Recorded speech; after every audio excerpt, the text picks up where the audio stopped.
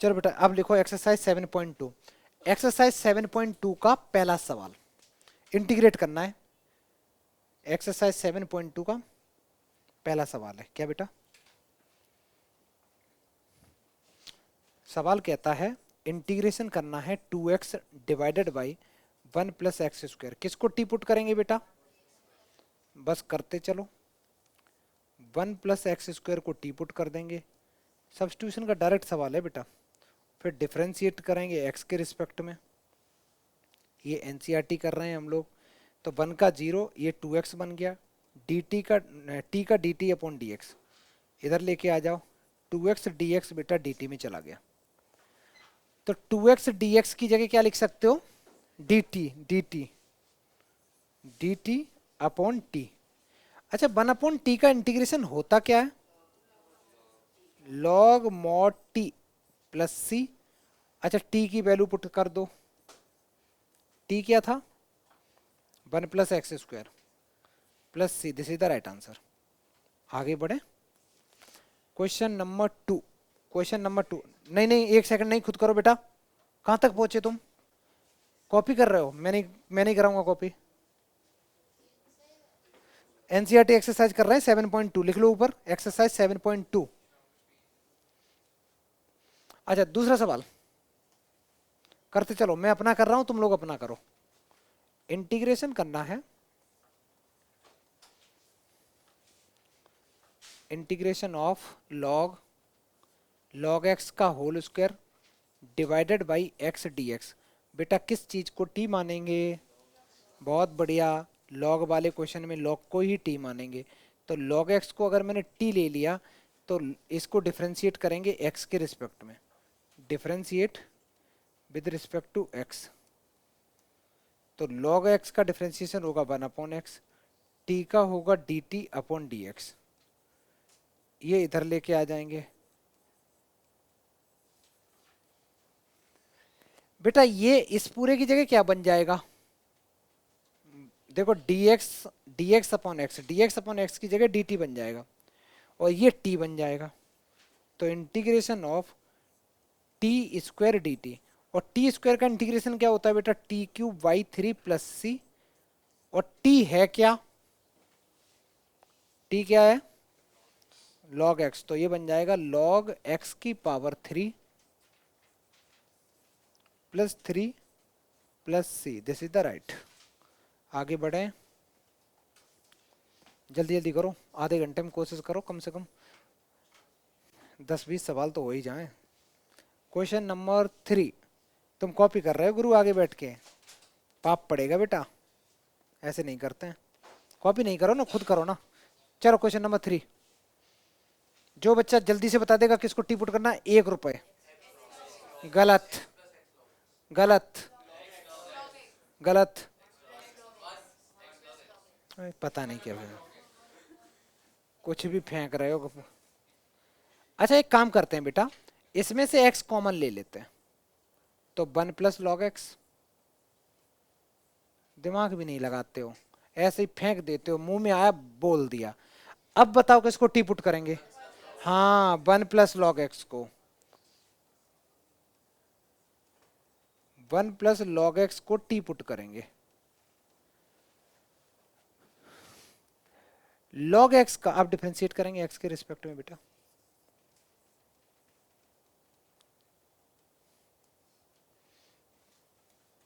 log x का derivative होगा 1 upon x. t का होगा dt अपॉन dx। इधर लेके आएंगे, इधर लेके आएंगे। तो 1 upon X D X equal to D T हो गया, इक्वल टू डी टी हो गया। D X upon X. ये पूरा का पूरा किस में कन्वर्ट हो गया बेटा? डी टी में कन्वर्ट हो गया। डी टी अपॉन नीचे टी। अच्छा 1 अपॉन इस पूरे को तो टी लिया था ना, तो 1 अपॉन टी का जो इंटीग्रेशन होता है वो log mod टी प्लस सी। ये आंसर हो गया। इसमें टी की वैल्यू पुट कर दो। टी की वैल्यू पुट कर दो। टी की वैल्यू क्या है? तो इंटीग्रेशन की वैल्यू आई log mod टी। टी की वैल्यू है 1 प्लस लॉग एक्स प्लस सी। आगे बढ़े। Next question number fourth, question number 4, जल्दी जल्दी करते रहो बेटा। कहाँ तक कर लिया? अच्छा अभी तक पुट वाले पे हो, जल्दी करो करो करो। तुम्हें स्पीड में लिखना है, तुम्हारी स्पीड बहुत कम है। चेंज करता हूँ। क्वेश्चन नंबर बेटा हो गया होगा फोर्थ, देखो बताओ किसमें किसको टी पुट करना है, जल्दी बोलो। बहुत बढ़िया बेटा, ये क्वेश्चन तो अभी किया था, जल्दी करो जल्दी करो। इसको तो हम लोग कर भी चुके हैं।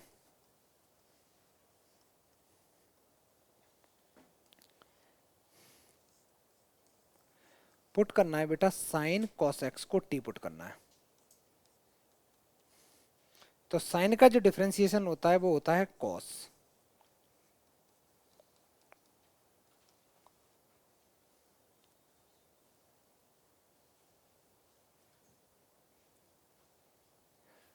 एक सेकंड, मैं गलत कर रहा हूं। सुनो बेटा, हम लोग क्या पुट करेंगे, हम सिर्फ cos x को टी पुट करेंगे, सिर्फ और सिर्फ cos x को टी पुट करेंगे। cos x का डेरिवेटिव क्या होता है? माइनस का sine X D X equal to D T. ये समझ में आया क्या किया मैंने?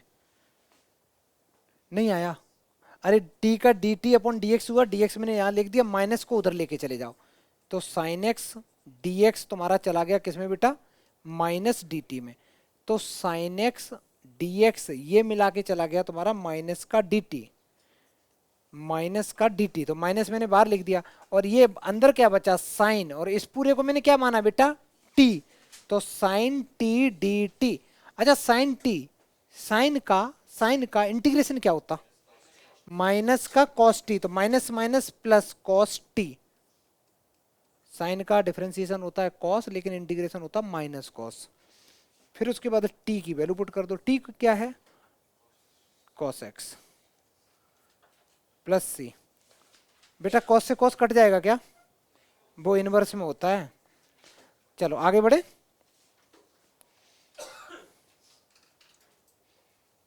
नेक्स्ट नेक्स्ट बेटा, क्वेश्चन नंबर बेटा 5 करो। क्वेश्चन नंबर 5 करो, ट्राई करो एक बार सारे बच्चे। तुम लोगों को नहीं समझ में आ रहा है जब बात करते हो कि हर 5 मिनट पे बोलना पड़ेगा बेटा।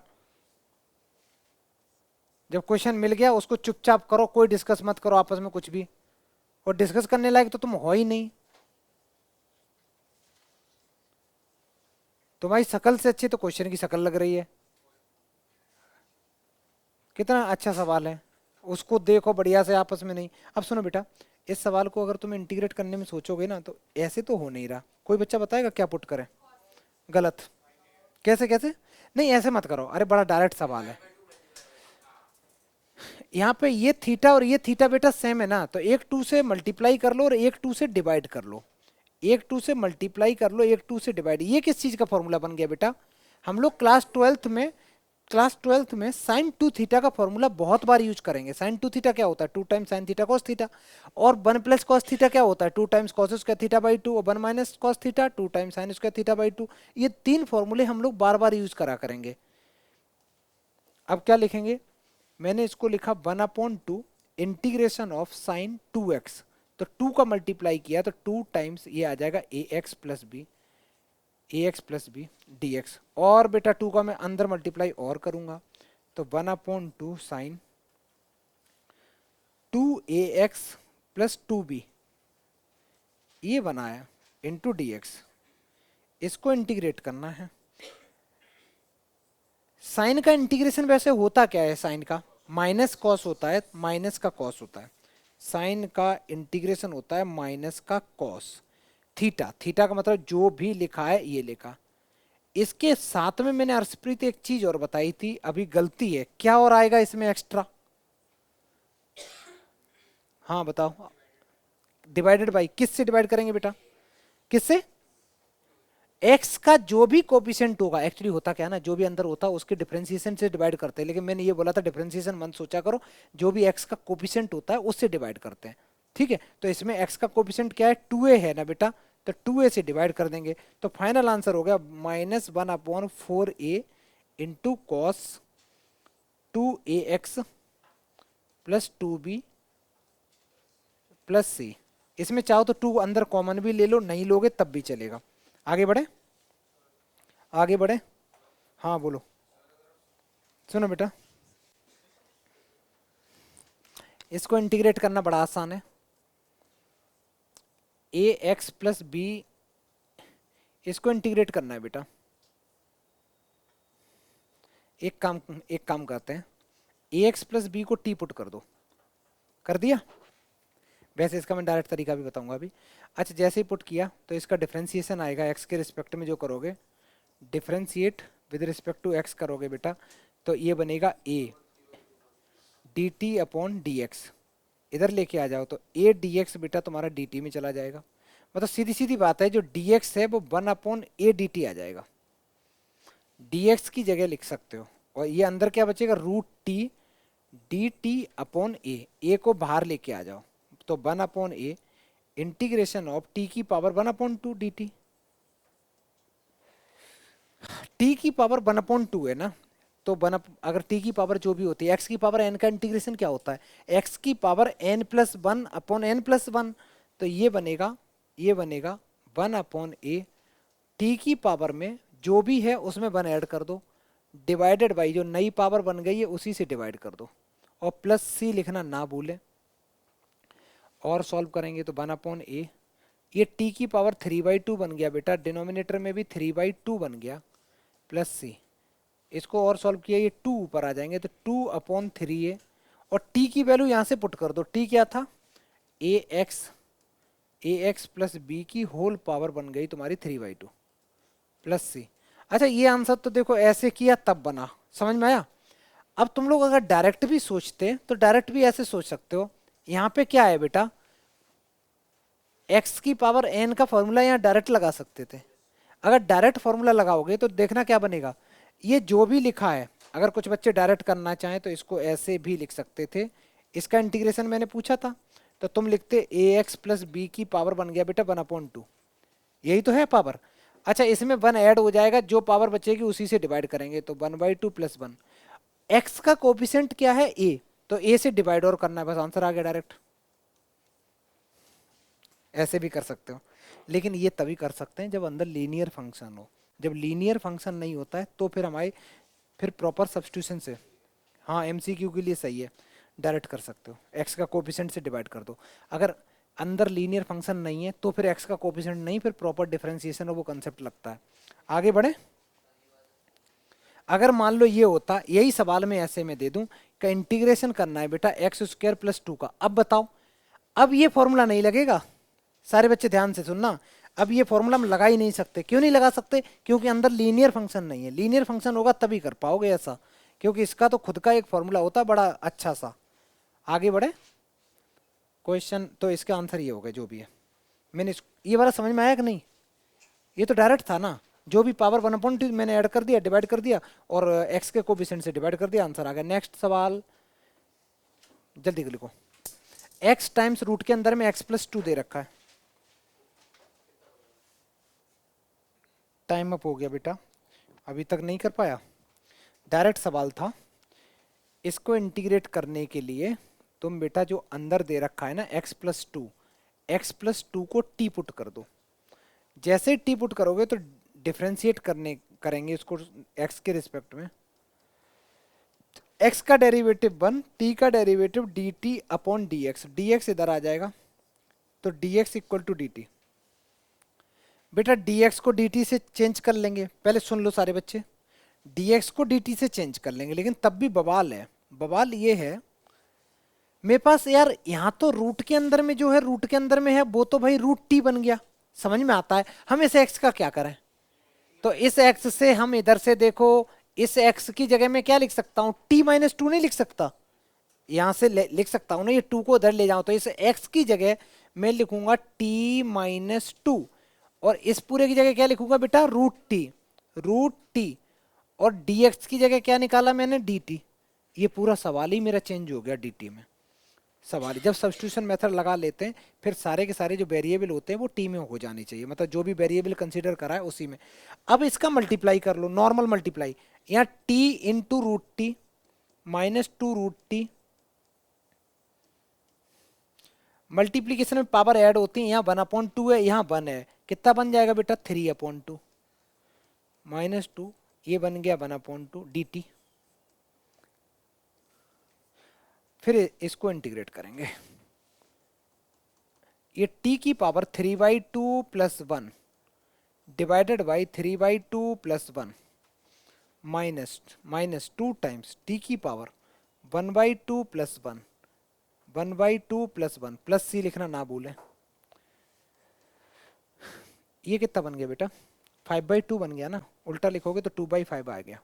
2/5 t की पावर 5/2, ये बन गया 3/2 तो 4/3 और t की पावर 3/2 प्लस सी, ये आंसर हो गया। इसमें बस t की जगह क्या लिख दो? x प्लस 2 लिख दो, t की जगह x प्लस 2 लिख दो।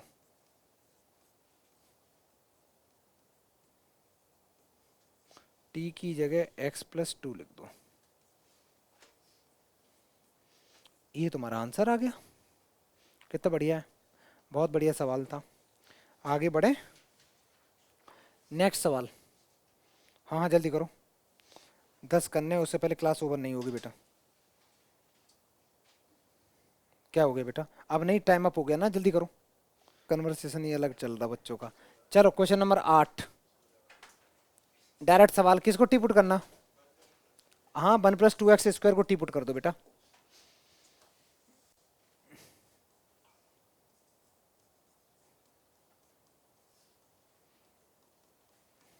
इसको डिफ्रेंशिएट कर देंगे x के रिस्पेक्ट में। 1 का 0, ये बन जाएगा 4x equal to dt upon dx। ये इधर लेके आ जाओ तो 4x dx बेटा dt बन गया। अच्छा dx ही है तो x dx, ये 4 उधर लेके जाओ तो x dx इक्वल टू बन गया 1/4 dt। देख बेटा, एक x है, एक x है और एक dx है, तो x इंटू डी एक्स की जगह तुम लिख सकते हो 1/4 dt, 1/4 dt, और ये अंदर में t, तो टोटल कुछ ऐसा इसका मसला बन रहा है, √t इंटू 1/4 dt। 1/4 को इंटीग्रेशन के बिल्कुल बाहर करो और t की पावर बन गया ये 1/2 dt। इसका इंटीग्रेशन करना बड़ा आसान, 1/4 रखेंगे, t की पावर है 1/2 प्लस 1 लिख दो divide by 1/2 plus 1 plus c लिख दो बेटा 1/4 t की पावर 3/2 डिवाइडेड बाई 3/2, ये 2 टाइम्स कैंसिल तो 1/6 और t था क्या? t था ये गंदा सा 1+2x² की पावर 3/2 प्लस c, ये आंसर आ गया। ये आंसर आ गया कुछ, है ना? कॉपी मत करना, कैलकुलेशन गलत भी हो सकती है, अपना अपना करो। आगे बढ़े,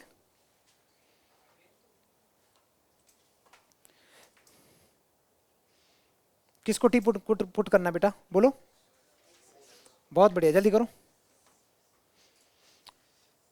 रूट के अंदर में जो भी दे रखा है उसी को टी पुट कर दो। x² plus x plus 1 equal to T put कर देंगे, डिफ्रेंशिएट करेंगे x के रिस्पेक्ट में, तो ये बन जाएगा 2x plus 1 equal to dt upon dx। तो 2x प्लस 1 dx बेटा dt में चला गया, dt में चला गया। लेकिन यार बात बनी नहीं, इधर देखो बेटा, इधर तो 4x प्लस 2 है तो 2 कॉमन ले लेंगे, तो मेरे पास कुछ ऐसा बनेगा, यहाँ से मैंने 2 कॉमन ले लिया तो ये बचेगा 2x प्लस 1 और इस पूरे की जगह मेरा √t हो गया और dx। अच्छा dx की जगह क्या लिखेंगे अभी? या तुम लोग समझ तो गई हो ना बेटा, तो ये 2 और ये पूरा का पूरा dt में चला जाएगा, ये और ये मिला के dt में, तो √t dt। 2 तो बाहर कर दो, ये t की पावर है 1/2 plus 1 divided by 1/2 plus 1 plus c लिख दो, तो ये बन गया 2 टाइम्स t की power 3/2 divided by 3/2 plus c। ये 2 ऊपर आ जाएंगे तो 4/3 और t था क्या? कहाँ गया t बेटा? ये था x² प्लस x प्लस 1, इस पूरे की power 3/2 plus C, this is the right answer. समझ में आया? डायरेक्ट सवाल है। एक और लास्ट सवाल बेटा, लास्ट बस इसमें बस ये लिख दो, किसको टी पुट करना, गलत आंसर, ठीक, ये नहीं होगा ऐसे, गलत आंसर ऐसे नहीं होगा, बहुत इंपॉर्टेंट सवाल है, स्टार बनाओ, ये ऐसे नहीं होगा। इसमें बेटा रूट एक्स कॉमन लेना पड़ेगा, जब कॉमन लोगे तो एक्स, अच्छा एक्स में से रूट एक्स कॉमन ले लोगे तो क्या बचेगा, वेरी गुड, रूट एक्स बचेगा, ये रूट एक्स बचेगा और इधर 1 बचेगा इंटू डी एक्स। अब इसमें पुट कर दो, किसको पुट करेंगे बेटा, root X minus 1 equal to T put करेंगे, ठीक है।